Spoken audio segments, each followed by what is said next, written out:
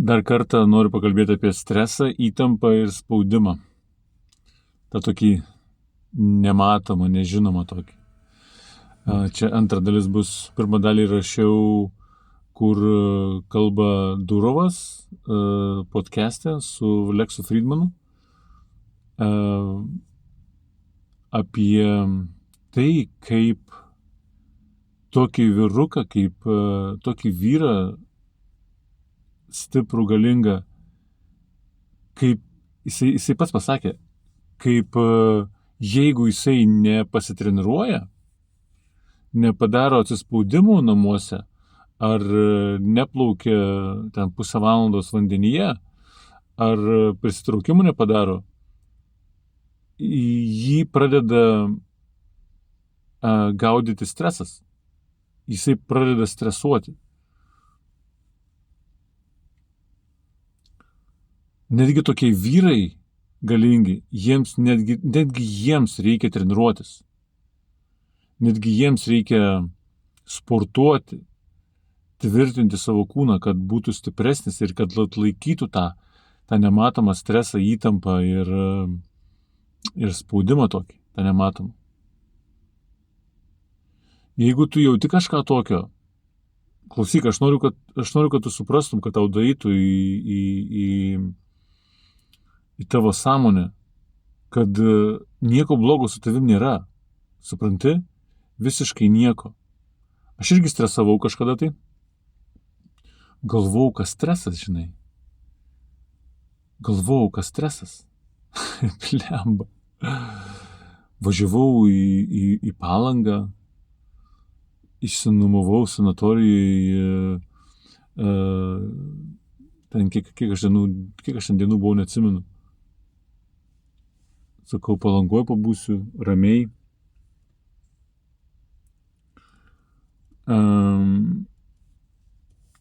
Ir supratau, kad visiškai ne tą darau. Supratau, kad nieko nepadėjo visiškai. Galvojau, kad ten buvo toli nuo namų, sunkus darbas, kaip sunku dabar nedirbau, bet toli nuo namų, ten įtampa, pasilgsti kažko, tai ilgai gyveni, ten toli nuo namų, bla, bla, bla. Šūdas. Jokio streso natūraliai mes neturime ir neturėsime. Jeigu dabar kažką tokio jauti, čia yra laikinas dalykas ir nieko blogo su tavim nėra. Visiškai. Čia yra išorinis faktorius, kas sukelia mums stresą.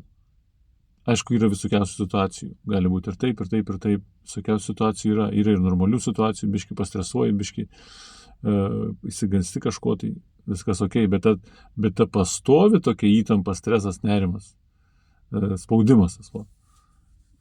O čia jau reikia žiūrėti, kas spaudžia, dėti visiems į snukį ir turi čiuožti iš tavo gyvenimo, iš tavo energetinės erdvės. Tučtojau, supranti? Aš apie tai ir kalbu čia. Čia savo paskyroj, jeigu rezonuoja, ateik prisijung. Pakalbėsime apie daug visokių tokių įdomių dalykų, kur net negalvojom niekada, kad taip gali būti. Pavyzdžiui,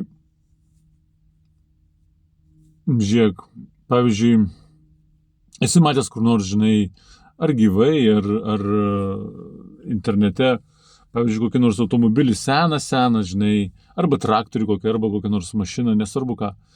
Tenai po lapais, šalia krūmyno, ten šalia kokio nors seno pastato sutriušusio, ar tenai po medžiu, ar ten ilgai kokia mašina, žinai, ten stovinti, kažkoks toks automobilis, kažkoks toks dalykas. Ilgai stovi, ne? Ir kas su juo darosi? Jisai rūdyja, jisai apkerpėja, nuo lietaus, vandens ir drėgmės ir šilumos ir karščio. Jisai pradeda keisti spalvą, viskas keičiasi, ne? Jisai trūnyja, ne? Vat įsivaizduok, vat mumis va čia kažkaip tai panašiai, žinai, spaudžia.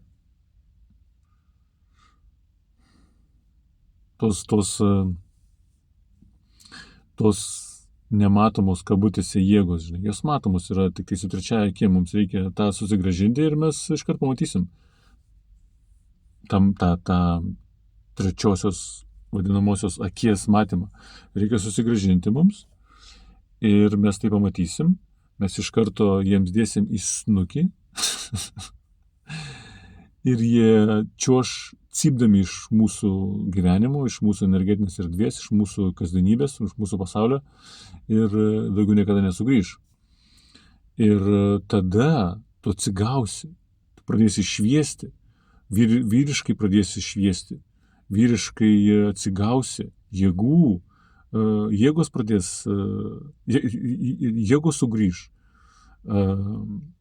pradėsi matyti gyvenimą visai kitaip, pradėsi vyriškai švytėti. Jeigu moteris, tu moteriškai pradėsi švytėti, tu pamatysi, kad wow, tavo akis pradės švytėti, tavo veidas pradės švytėti, oda visa žibėti pradės, kai mes to atsikratysim. Supranti, ką noriu pasakyti? Jeigu supranti, apie ką aš kalbu, dėk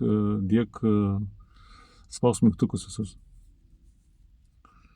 Jeigu nesupranti, apie ką kalbu, paklausyk. Leisk sau išgirsti, leisk sau išgirsti, ką aš kalbu.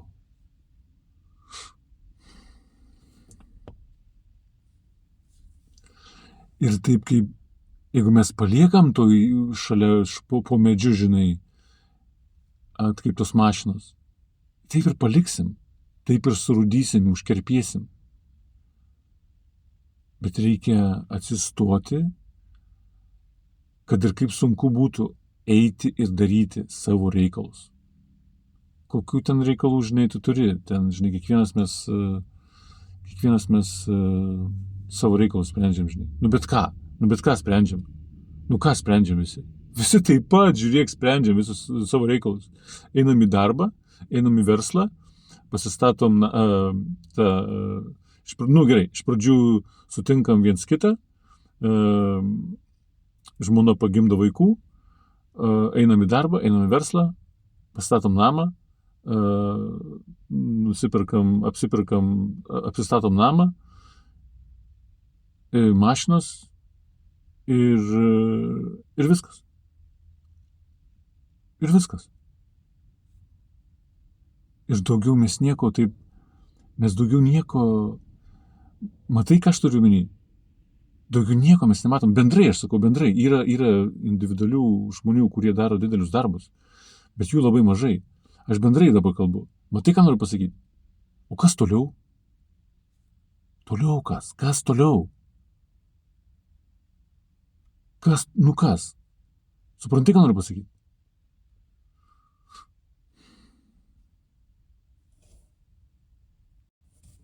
Visi mes darom tą patį. Blemba, jeigu turi kokių minčių, pasim telefoną, įrašyk ir leisk į TikToką, į YouTube'ą, belekur.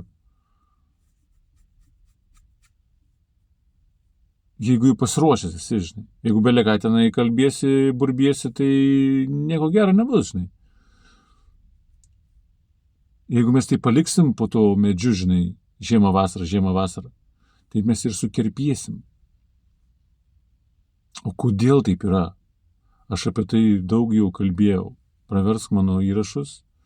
Čia trukdo mūsų kaip sielos kitame lygyje, eterinėme lygyje, trukdo mūsų kūnui tam tikros jėgos, kurios nenori, kad mes taip gyventumėm. Supranti? Jos nenori, kad mes taip gyventumėm. Mus apgavo žiauriai mus apgavo čia. Bet, žiūrėk, ką pasakysiu dabar. Mes čia atėjom savo norų.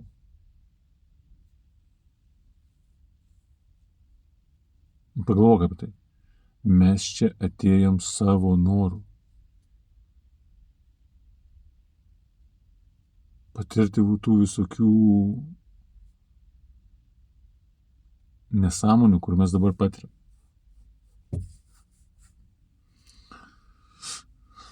Tai va, kad mes nesukerpėtumėm, reikia, kaip tas durovas, žinai, reikia eiti plaukioti, reikia eiti treniruotis, reikia eiti sportuoti, reikia eiti tvirtinti savo kūną.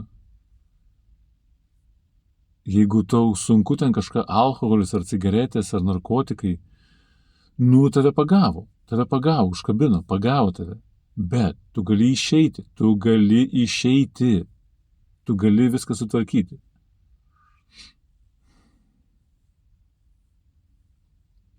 Ir viskas pasikeis. Viskas priklauso nuo tavęs, žinai. Viskas.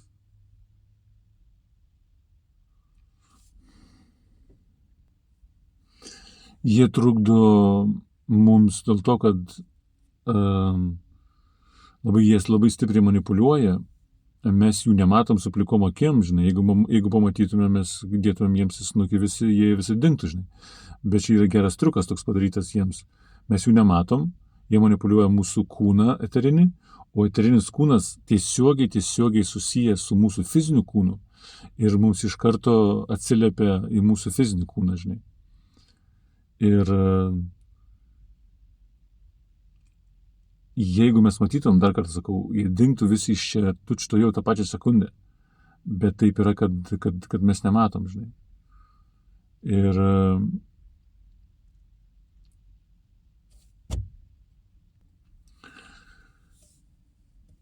jie manipuliuoja mums nežinant. Čia, mes esam, žinai, vaikštom ant žemės, mes nežinom, kad jie manipuliuoja mumis. Mumis taip yra atjungia nuo mūsų pasąmonės ir nuo mūsų sielos, kad mes nesuprantam, nežinom, žinai, sergam, einam pas daktarą, žinai, blogai einam pas daktarą, dar kažkas tai blogai einam pas psichologą, einam pas kleboną, einam pas direktorių, pavaduotoją, pas merą ir bla bla bla. Ir per didelės manipuliacijas jie mums kenkia, bet aš dar pasakysiu paslaptį labai didelę, žinai.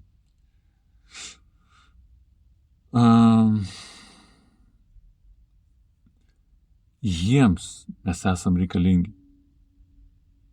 bet jie mums nereikalingi. Visiškai.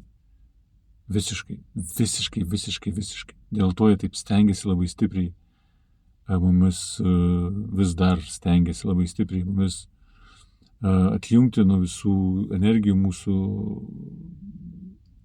sielos ir pasąmonės, viską sumanipuliuoti, kad jie toliau mus naudotų.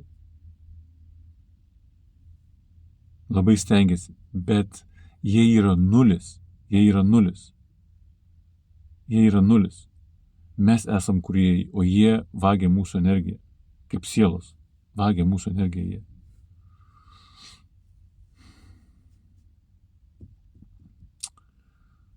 Tai va, kažkaip taip.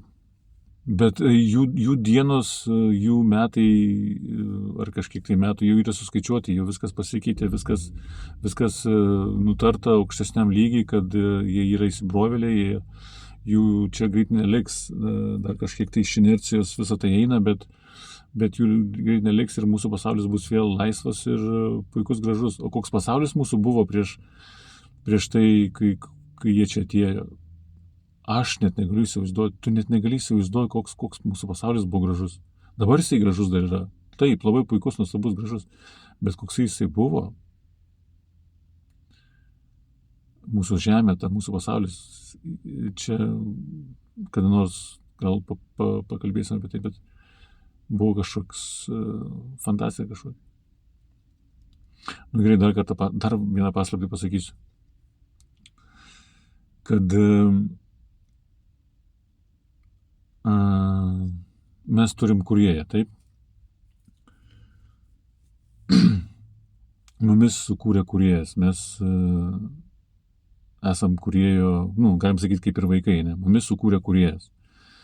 Bet tie, kas mus manipuliuoja ir vagia mūsų energiją, žinai, kokia paslaptis, kad juos irgi sukūrė tas pats kūrėjas.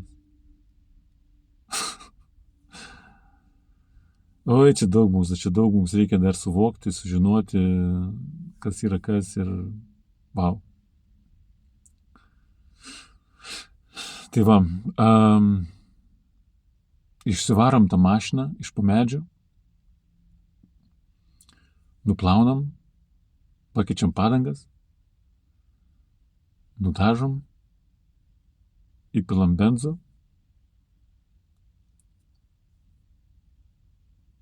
aviaciniu.